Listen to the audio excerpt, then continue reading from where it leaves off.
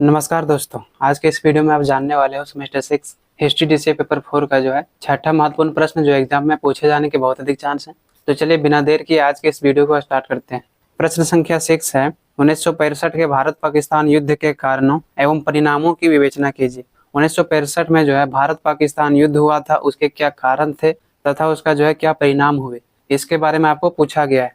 सबसे पहले आपको इंट्रोडक्शन देना है। अप्रैल 1965 में कच्छ के रण क्षेत्र को लेकर जो है भारत और पाकिस्तान के बीच संघर्ष प्रारंभ हुई। पहले पाकिस्तानी सेना के जो दो सैन्य टुकड़ी थी, उन्होंने जो है भारतीय क्षेत्र में घुसकर और कच्छ के कई मार्गों पर आक्रमण कर दिया। कच्छ के रण क्षेत्र में घुसपैठ करने के बाद जो है पाकिस्तानी सैनिकों द्वारा जो है कश्मीर में घुसपैठ करने की योजना बनाई गई। जब कच्छ के रण क्षेत्र में आक्रमण कर दिया गया, वहां पर अटैक कर दिया गया दो सैन्य टुकड़ी द्वारा, उसके बाद कश्मीर में घुसपैठ करने की योजना बनाई। इसका उद्देश्य था कि कश्मीर में जो है घुसपैठ करके आंतरिक रूप से पूरी तरह से तोड़फोड़ करके आतंक मचा देना है, ताकि भारतीय सेना जो है इस आतंक को देखकर भारतीय लोग कश्मीर छोड़कर भाग जाए। भारतीय सेना कहाँ भाग जाए?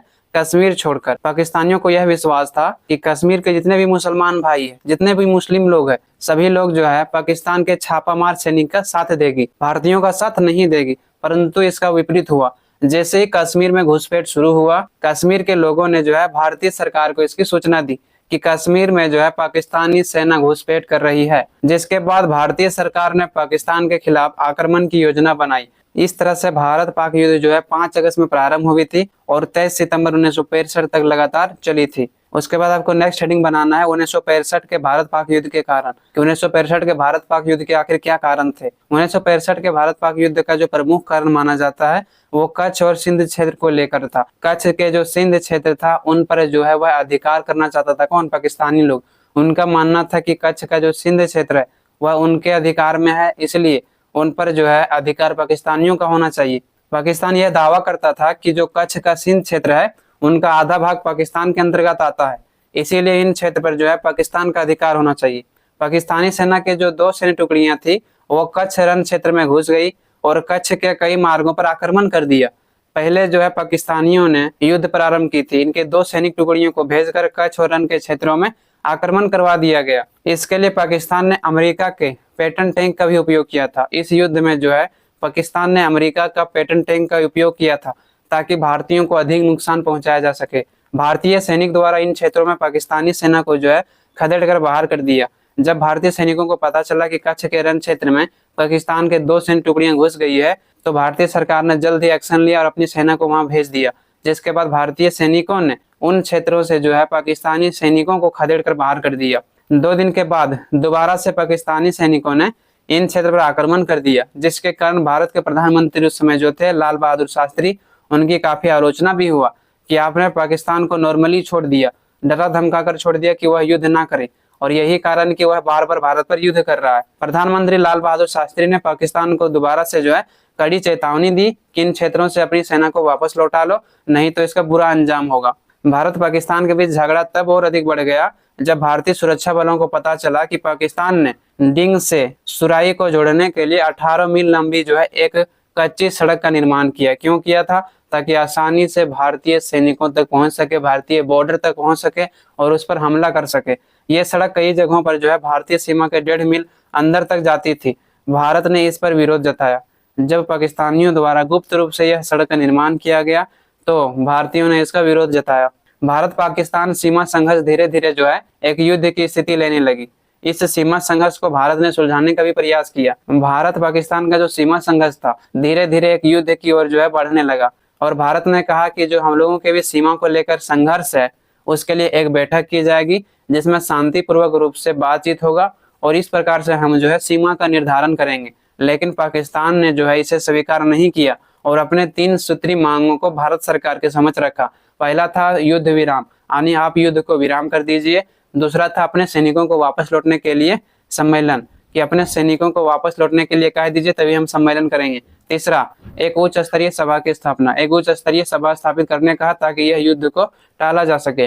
भारतीय सरकार ने इस प्रस्ताव को दोबारा से जो है स्वीकार कर लिया, लेकिन जो पाकिस्तान था उन्होंने इस प्रस्ताव को मुकर गया, क्योंकि बार बार जो है वह कुछ भी बात कर लेता था, वह बाद में मुकर जाता था और भारत के कच्छ सिंध के अलग अलग क्षेत्रों में आक्रमण करने लगा, जिसके कारण जो है भारत को पाकिस्तान के खिलाफ युद्ध करने के अलावा कोई भी विकल्प नहीं बचा था। इसी कारण से जो है भारत ने पाक पर आक्रमण कर दिया।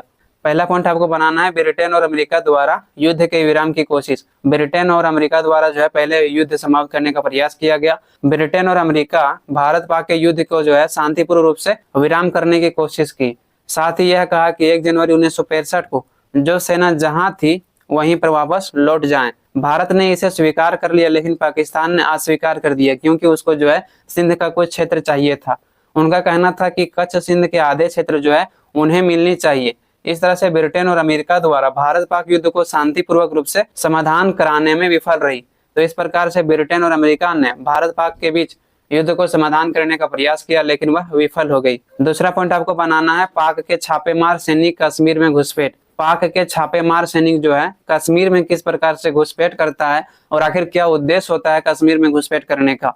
4 से 5 अगस्त की रात में जो है पाकिस्तानी छापेमार सैनिक कश्मीर में घुसने लगता है। कश्मीर में घुसपैठ करके आंतरिक रूप से वहां तोड़फोड़ करना चाहता है और वहां पर आतंक मचाना चाहता है, ताकि भारतीय सेना को जो है कश्मीर के मैदान छोड़कर भागना पड़े। जब वहां पर तोड़फोड़ किया जाएगा, जब वहां पर आतंक मचा दिया जाएगा, तो इन लोगों का मानना था कि भारतीय सेना वैसे ही डर कर भाग जाएगा। पाकिस्तानियों को पूरा विश्वास था कि जो कश्मीर के मुसलमान है और पाकिस्तान छापेमार सैनिक का साथ देगी, लेकिन इसका विपरीत होता है।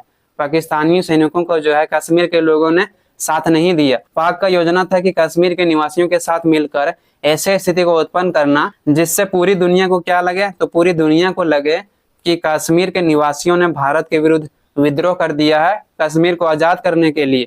परंतु इसका विपरीत होता है। जैसे ही कश्मीर में पाकिस्तानियों के सैनिक घुसपैठ करना शुरू कर देता है, कश्मीर के लोगों ने भारतीय सरकार को इसकी सूचना दी। इस सूचना की जानकारी मिलते ही भारत सरकार ने अपने सैनिकों के द्वारा कश्मीर में छापेमार घुसपैठिया सैनिकों को खदेड़कर बाहर कर देता है। नेक्स्ट पॉइंट बनाना है ग्रेट स्लेम अभियान। ग्रेट स्लेम अभियान क्या था, तो यह जो है एक सैनिक संगठन था जो पाकिस्तानियों द्वारा बनाया गया था 1965 में, ताकि कश्मीर पर वह जो है कब्जा कर सके। ऑपरेशन ग्रेट स्लेम 1965 में पाकिस्तान सेना द्वारा चलाया गया एक प्रमुख सैन्य अभियान था। यह मई 1965 में पाकिस्तानी सेना द्वारा तैयार किया गया एक योजना था, जिसमें भारत के जम्मू और कश्मीर में महत्वपूर्ण अखनूर ब्रिज पर हमला करना था। तो ग्रेट स्लेम क्या था, तो यह एक सैन्य संगठन था जो पाकिस्तानियों द्वारा बनाया गया था। इसका उद्देश्य था कि जम्मू कश्मीर के जो अखनूर ब्रिज है उस पर हमला करके उस पर जो है अपना अधिकार करना। यह पुल जो है भारतीय सैनिकों के लिए बहुत ही महत्वपूर्ण था। पाकिस्तान द्वारा इसका इस्तेमाल जो है जम्मू शहर को धमकाने के लिए भी किया जा सकता था। अगर पाकिस्तानियों द्वारा अखनूर ब्रिज पर हमला करके कब्जा कर लेता, तो यहाँ से जो है जम्मू कश्मीर शहर के लोगों को आसानी से धमका सकता था, जो भारतीय बलों के लिए एक महत्वपूर्ण बिंदु था। ऑपरेशन ग्रेट स्लेम को शुरुआती सफलता तो जरूर मिली, लेकिन कश्मीर में दबाव कम करने के लिए भारतीय सेना ने क्या किया, तो भारतीय सेना ने पाकिस्तानी प्रांत में जो है जैसे कि पंजाब में एक नया मोर्चा खोल दिया, जिसके बाद जो है पाकिस्तानियों ने ग्रेट स्लेम को समाप्त कर दिया, उनको रद्द कर दिया। भारत जो है पाकिस्तानी के क्षेत्र में घुसकर उनके सैनिकों को मारने लगा। उसके बाद इन्होंने ग्रेट स्लेम को बंद कर दिया। इस तरह से जो है पाकिस्तान को ग्रेट स्लेम छोड़ने और पंजाब में लड़ने के लिए मजबूर किया, किसने, भारतीय सैनिकों ने। इस प्रकार ग्रेट स्लेम ऑपरेशन विफल हो गया और पाकिस्तानियों का जो उद्देश्य था ग्रेट स्लेम को स्थापित करने का, वह उनको हासिल नहीं हुआ। नेक्स्ट वन बनाना है घमासान युद्ध। भारत पाक के बीच घमासान युद्ध कैसे होता है। संयुक्त राष्ट्र संघ ने भारत पाक के बीच युद्ध को विराम करने के लिए कुछ शर्तों को रखा था, जिसमें भारत को नुकसान उठाना पड़ रहा था। यही कारण है कि उस समय भारत का जो प्रधानमंत्री थे वो थे लाल बहादुर शास्त्री। उन्होंने संयुक्त राष्ट्र के शर्त को स्वीकार नहीं किया। आखिर भारत जो है घाटा सहकर कैसे किसी भी शर्त को मान लेगा। जिसके बाद 1 सितंबर 1965 को पाकिस्तान ने भारत पर जो है भीषण आक्रमण कर दिया। यह आक्रमण हिमाचल के छम्ब क्षेत्र पर था। इसका उद्देश्य था कि हिमाचल के छम्ब क्षेत्र पर कब्जा कर लिया जाएगा। इसीलिए 1 सितंबर 1965 को पाकिस्तानी सैनिकों ने भारत के छम्ब क्षेत्र पर भीषण आक्रमण कर दिया, अपने टैंकों को उतार दिया। पाकिस्तानी सेना अंतरराष्ट्रीय सीमा को पार कर भारतीय भूमि में अपने 3000 सैनिकों को तथा 78 टैंकों के साथ प्रवेश कर दिया। पाकिस्तान के इस आक्रमण को रोकने के लिए भारतीय वायु सेना ने जल्द ही कार्रवाई शुरू कर दी।